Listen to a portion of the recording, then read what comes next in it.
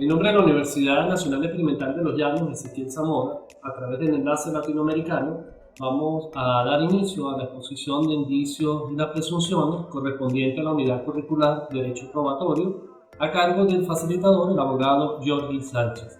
En ella vamos a abordar lo que es su definición, naturaleza, requisitos, apreciación, clasificaciones, la presunción judicial y lo que es la impugnación.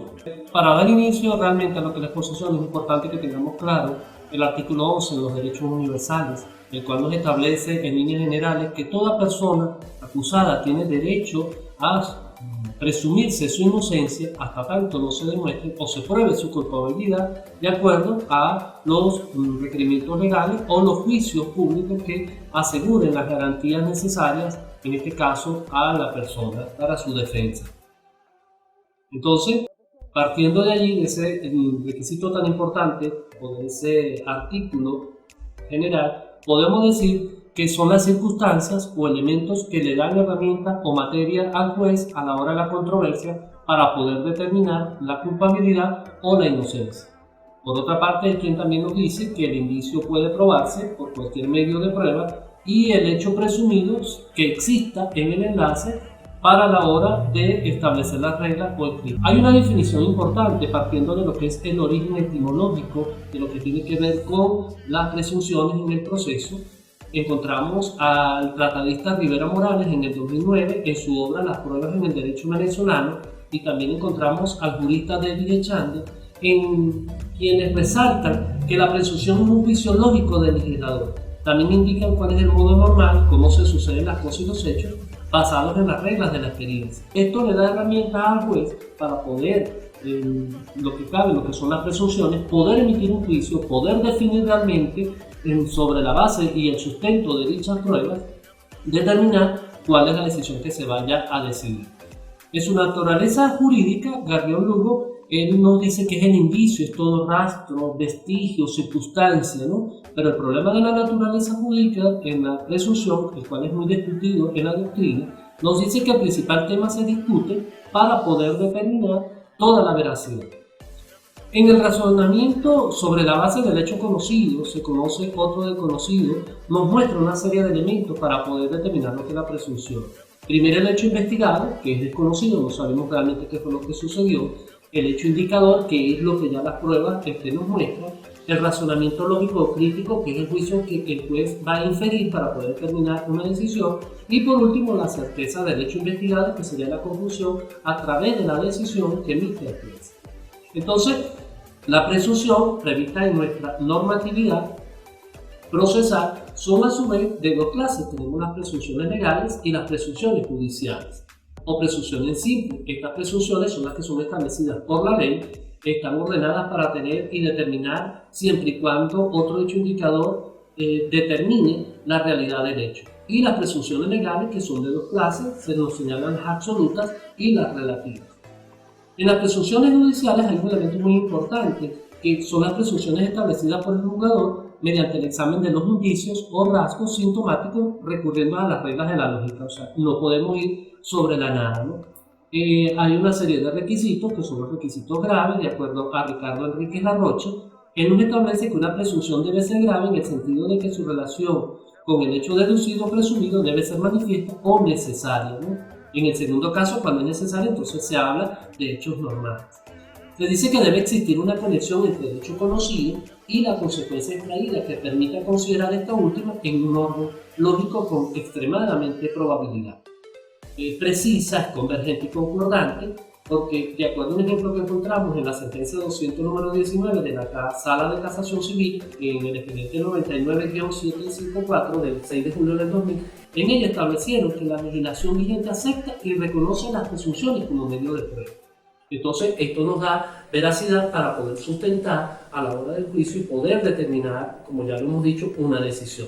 Pero para ello hay una apreciación, y es la sala crítica como sistema de apreciación judicial, la cual da un rol más participativo, pero resulta fundamental el principio de inmediación, concentración, oralidad, publicidad, brevedad, celeridad y primacía de la realidad del juego. ¿Qué nos permite la sala crítica? Nos permite al juez valorar las pruebas atendiendo a su correcto entendimiento. Tenemos también lo que es la valoración. la valoración de los medios probatorios producidos en un juicio es quizás la función más importante en el proceso, puesto que sobre esa base se toma la decisión judicial, ¿no? Escoger o acoger un sistema de valoración de las pruebas en un ordenamiento jurídico, pues es un principio, es una responsabilidad que recae principalmente en el legislador o en quien tiene que tomar la decisión a la hora de emitir un juicio. Este es escogido bajo un sistema determinado. Pero también encontramos lo que es el sistema de valoración de pruebas. Esto pues nos da una serie de ventajas porque da mayor uniformidad al juez para poder tomar las decisiones judiciales. Se suple la ignorancia o la falta de experiencia de los jueces, pues lo contenido en la valoración del legislador es el resultado de una amplia experiencia. Por otro lado, otra ventaja, por ser las pruebas en materia de orden público deben ser reguladas por el legislador, propendiendo a la seguridad jurídica.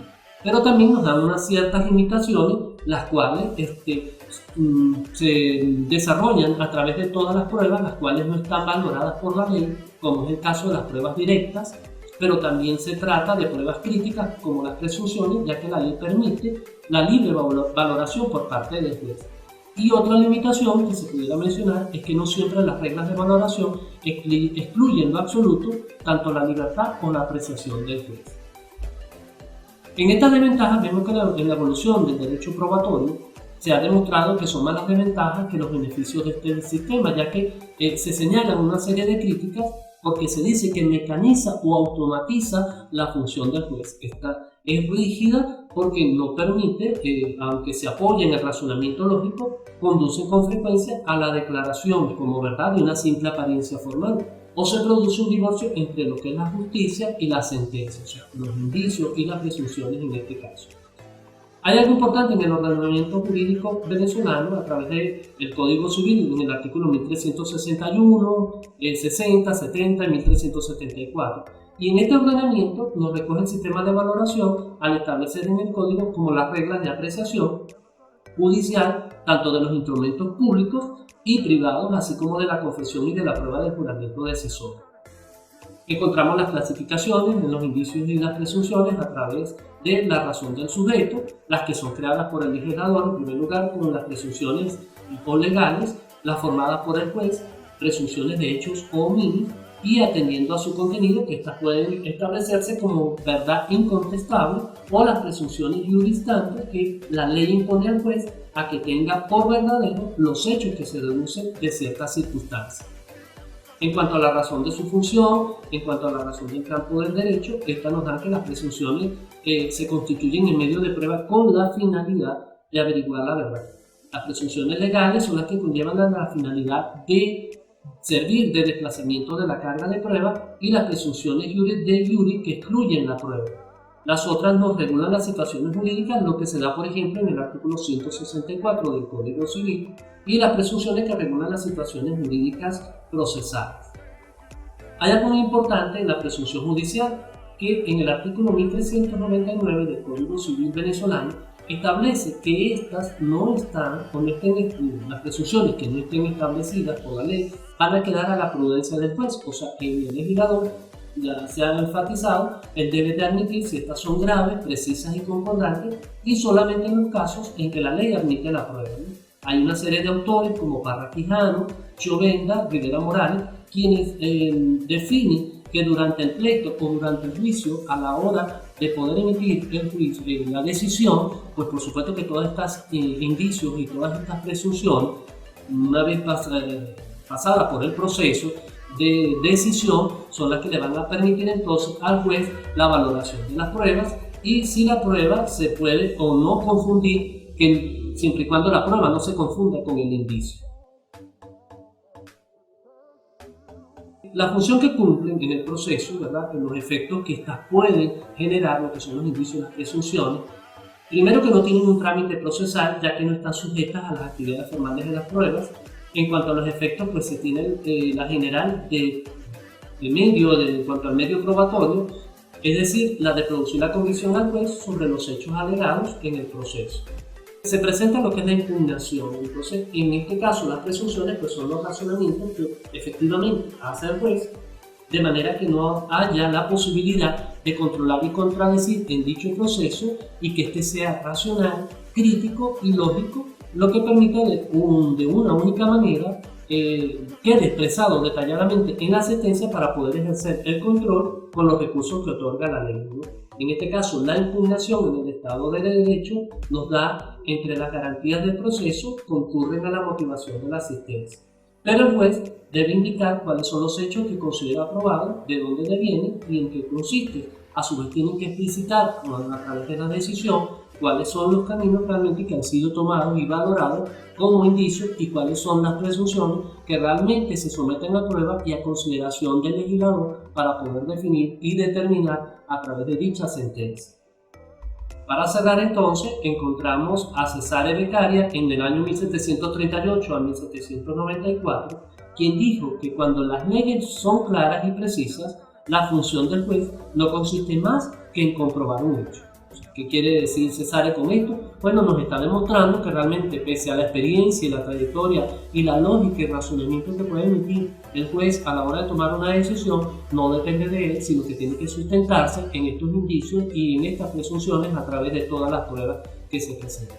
Muchas gracias.